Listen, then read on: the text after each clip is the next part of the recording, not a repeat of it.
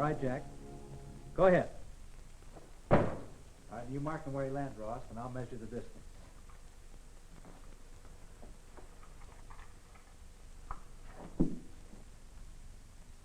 Oh, about 5 feet.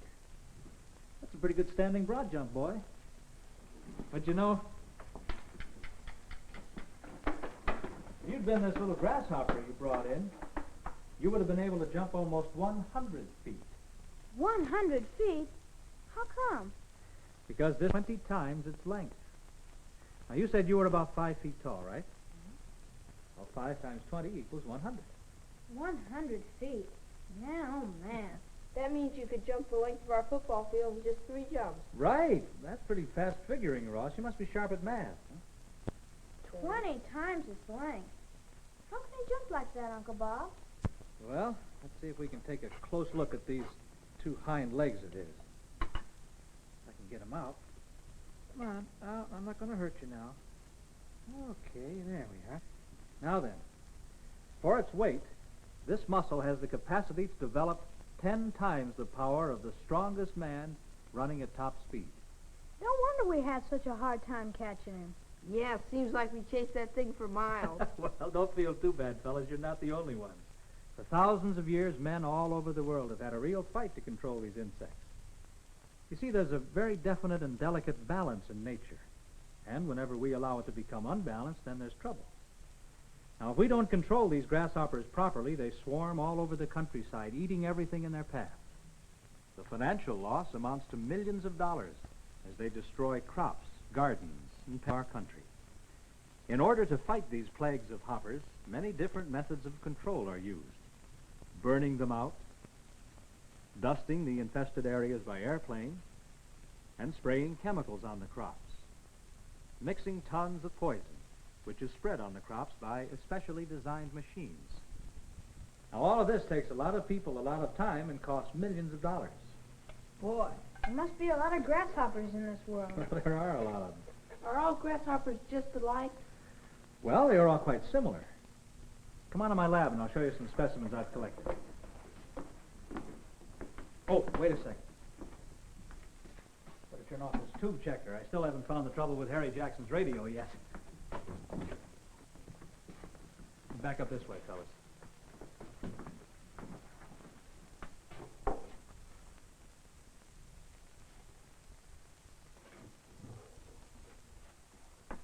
There. Take a look at those. Wow, look at those. And I thought the one we caught was big. Yes. This is the largest species of grasshopper and perhaps the most handsome of them all. It's called the lubber grasshopper. And even though this one has wings, it can't fly because its body is too heavy. You said grasshoppers were all alike. They all look different to me. Well, even though there are many differences in size and coloring among them, all grasshoppers are basically alike. You see, the grasshopper is an insect, and like all insects, it has 3 distinct body parts: the head, the thorax, and the abdomen. It has 3 pair of legs and 2 sets of wings. Now, grasshoppers wear their skeleton on the outside instead of the inside. Because they don't have any bones inside their body like we humans have, the grasshopper wears a very specially constructed suit of armor called an exoskeleton.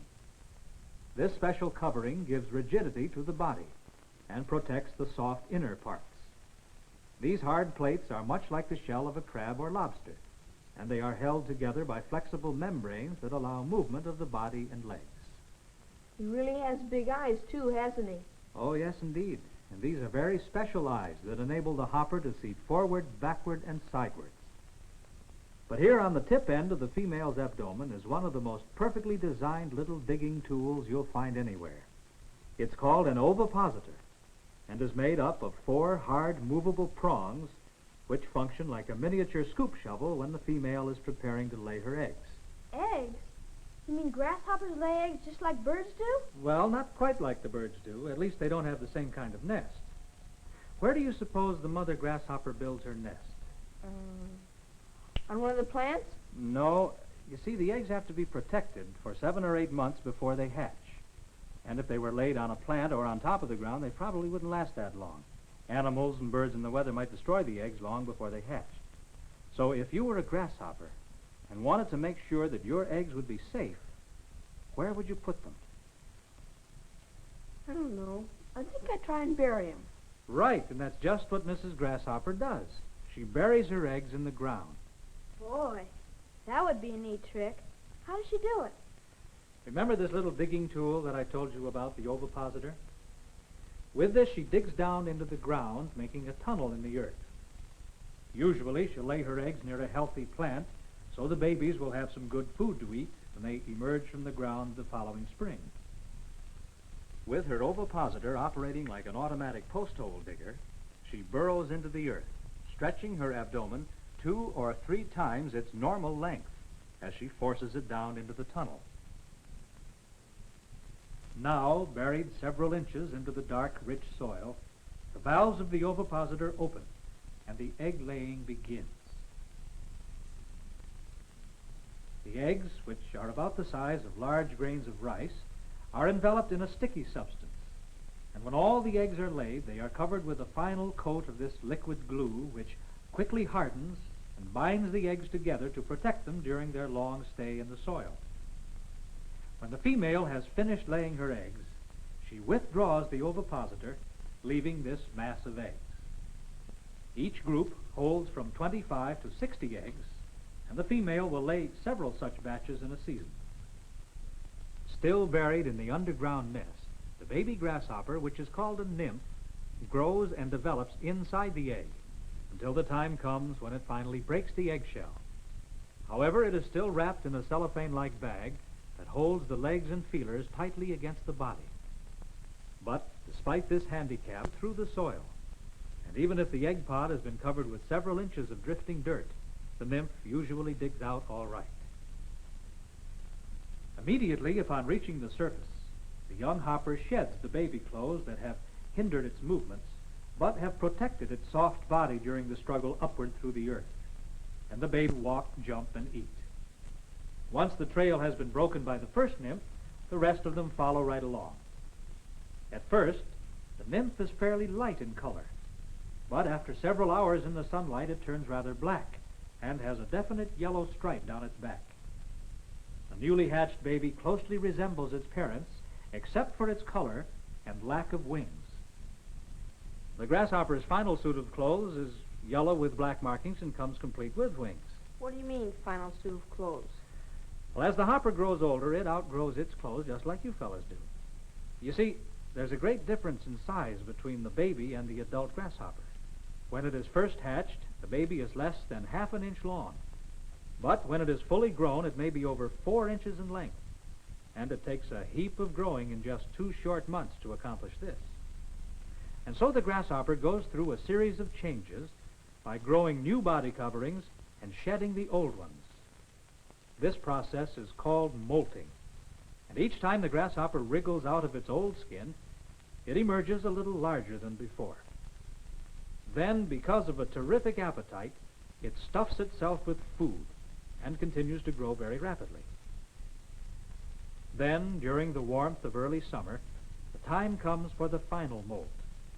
Everything is done as before, only this time the results are different. The hopper will rest up for a day before starting the molt. Then it will find a good sturdy place on the plant and secure its feet so it won't fall during the changing time. When it is tightly fastened, the grasshopper nymph will begin to squirm and jerk as it struggles to get out of the covering that has become too small. Suddenly, the skin splits open, and the thorax and head start to emerge. In a few minutes, complete with eyes and feelers, the head and thorax are free. As the struggle continues, the front pair of legs appear from inside the old covering.